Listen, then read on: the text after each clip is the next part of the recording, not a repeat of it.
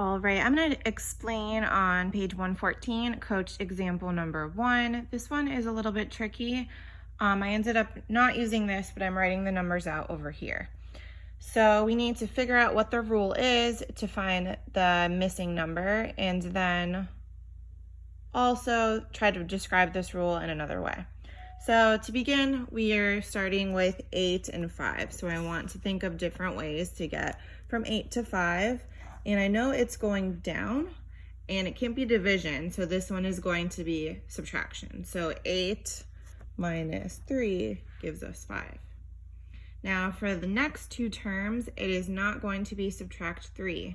I see this time that we're going up. So if we're going up, it could be adding or it could be multiplying. So I want to try both of them because it works for these numbers. So one of them can be to add 5. But another rule it can also be is to multiply by 2, because 5 times 2 is 10. So we'll see as we go along which one it is. Okay, so now we're back at from 10 to 7, and we're going down again, which matches this rule, minus 3.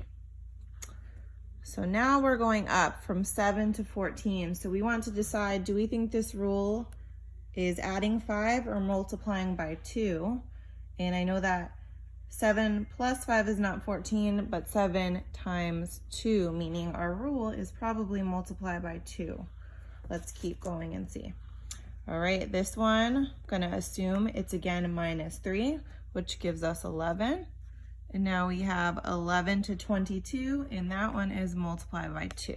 So I'm gonna cross this off here. And then we get to our last one, it should be subtract 3, and that works. So this rule was subtract 3, multiply by 2, and our missing number was 11.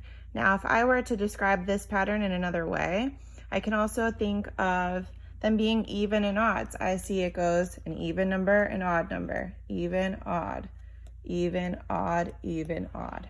So that's another way to describe it. All right, so now we're gonna go to number 2. And for number 2, it says to find a rule for the pattern below, then find the 15th term. What do you notice about the figures in the pattern that is not described in the rule? So I see here we have a triangle. It has 3 sides.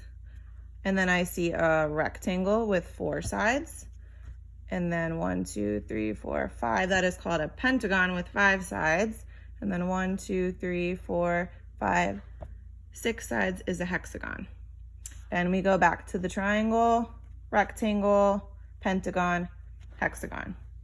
So down here, they drew out a table for us to solve it.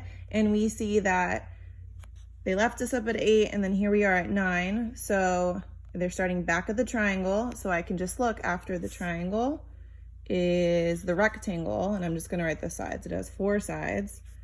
And then we have the pentagon with 5 sides, the hexagon with 6 sides, and then it goes back to the triangle with 3, and the 4-sided, and then the 5-sided. So if we're at the 15th term, it is going to be a pentagon or a 5-sided figure.